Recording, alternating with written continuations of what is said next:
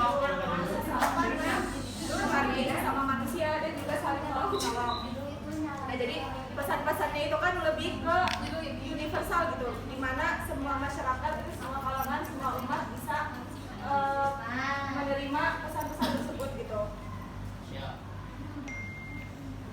Nah jadi mereka itu melakukan pendekatannya itu bukan kayak ayo masuk ke agama kita gitu, tapi lebih ke ayo berbuat baik. Jadi itu ya. Nah kalau misalkan kita lihat contohnya itu kayak lembaga-lembaga keagamaan non-Islam yang dimana mereka tuh ikut terlibat di dalam kegiatan sosial kayak misalkan bakti sosial, terus juga di pendidikan dan juga kesehatan.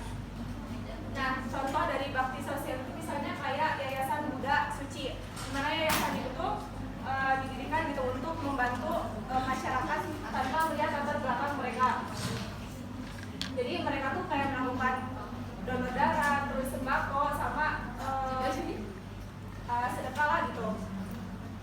Nah mereka itu di situ mengajarkan untuk menolong sesama gitu tanpa melihat latar belakang mereka kayak misalkan sukunya, rasnya atau agama. Nah terus selanjutnya yang kedua ada strategi akulturasi.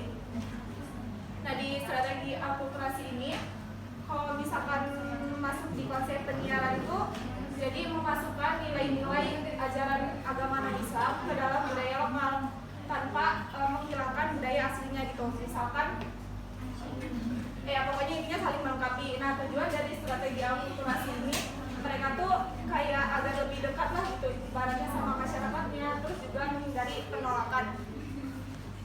Nah kalau misalkan contohnya itu kayak misalkan di Jawa masyarakat Kristen itu mereka melakukan kegiatan ibadahnya kayak misalkan sama drama apa sih namanya?